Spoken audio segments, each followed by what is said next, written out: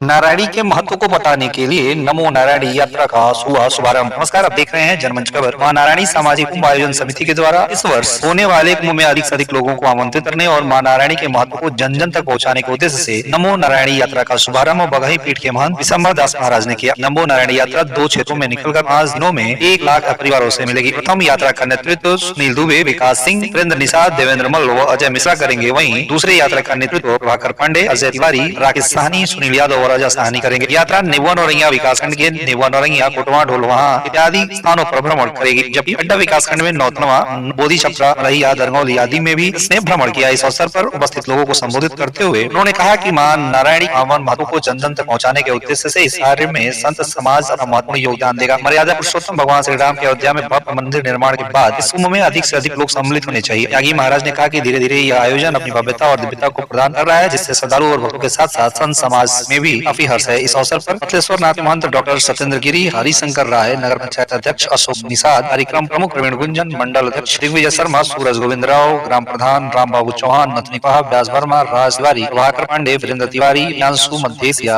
आदि लोग बड़ी संख्या में मौजूद रहे। साथ ही इस कार्यक्रम के संयोजक मनोज पांडे द्वारा साधु समाज से आए हुए लोगों को माल्यार्पण कर उनका स्वागत किया गया। साथ ही साथ यह निवेदन पेश किया गया कि इस सामाजिक कुंभ को और भव्य बनाने के लिए जो कुछ भी हो सके हम इसके लिए प्रयास करें। इस अवसर पर हमारे सहयोगी ने बात किया। कार्यक्रम के संयोजक मनोज पांडे से आइए सुनते हैं। टीम जनमंच खबर के लिए श्रीनगर से हाजिर अंसारी की रिपोर्ट। मेले का शुभारंभ कब? 7 फरवरी को 1.25 लाख दीपों के दीपोत्सव से इस मेले का शुभारंभ होगा। इसको हम लोग विगत 7 वर्षों से सामाजिक कुंभ के स्वरूप देकर के आयोजित करते हैं और 8 तारीख को इस स्थल पर मां नारायणी लोक सम्मान दिया जाता है। उसके बाद से विशाल भंडारा होगा और शाम को बनारस से आए हुए विद्वानों के द्वारा जो पुरोहितों के द्वारा यहाँ पर गंगा आरती 7 और 8 दोनों दिन शाम को होगी। फिर रात में बड़ी संख्या में श्रद्धालु जो आते हैं उनके लिए आयोजन समिति की तरफ से भोजन और विश्राम की व्यवस्था बनाई जा रही है। जो भी साधु संत आएंगे बड़ी संख्या में उनके लिए ठहरने की और भंडारे की अलग व्यवस्था बनाई जा रही है।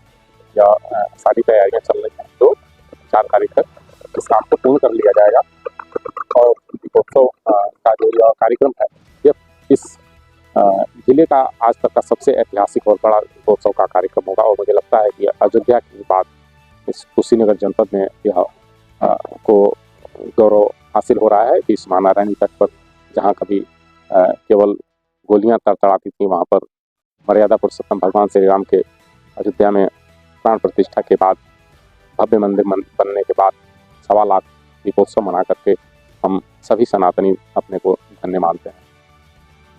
कई सालों से यहाँ पर मां नारायणी सामाजिक कुंभ द्वारा कार्यक्रम किया जा रहा है और देखा जाए तो आप राजनीति से भी जुड़े हुए हैं। इस स्थल को डेवलप करने के लिए क्या कुछ कार्यक्रम किया जा रहा है, क्या प्रोग्रेस में?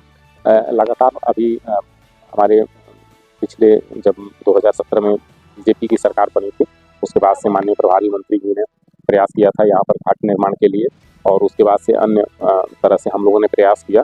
लेकिन चूंकि यह जो जगह है या रेलवे के क्षेत्र में आता है इसलिए यहाँ पर एनओसी न मिल पाने के कारण भी बहुत सारा विकास कार्य नहीं हो पा रहा है। लेकिन पुनः हम लोगों के प्रभारी मंत्री जी के माध्यम से माननीय मुख्यमंत्री जी को पत्र लिखा गया है और बातचीत भी हुई है और शीघ्र ही मुझे लगता है कि अगला जब सामाजिक कुंभ होगा तो यहाँ पर यह विकास का कुछ अलग दृश्य देखने को मिलेगा।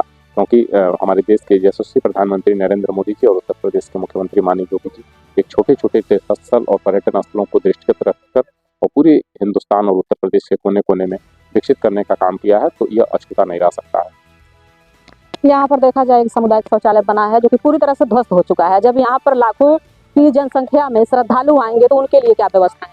कि उसके लिए कुछ अस्थायी शौचालय और यहाँ बगल की जो नगर पंचायत चितौनी है, कट्टा है, अन्य जगहों से पडरौना से पिछले वर्ष भी और अन्य वर्षों में भी वहाँ पे अस्थायी शौचालय आता है और कुछ आयोजन समिति अपने तरफ से जो उसकी व्यवस्था बनाती है उसकी व्यवस्था को बना करके, चूँकि जब तक कोई अस्थायी व्यवस्था नहीं हो जाती है तब तक अस्थायी व्यवस्था से ही हम श्रद्धालुओं को अपनी ओर से एक व्यवस्था देने का प्रयास कर रहे हैं और आगे यह बहुत ही यहाँ पर विकास कार्य होगा। हम लोगों का जो प्रयास है वो उसी के लिए है और हमारी जो केंद्र और प्रदेश की जो डबल इंजन की सरकार है उसका भी लक्ष्य यही है कि हम छोटे छोटे तीर्थस्थल पर्यटन स्थलों को विकसित करके और देश को एक नया आयाम दें और हमारी जो सनातन संस्कृति है जो पूरी दुनिया में प्रचलित है उसको हम विकसित करें।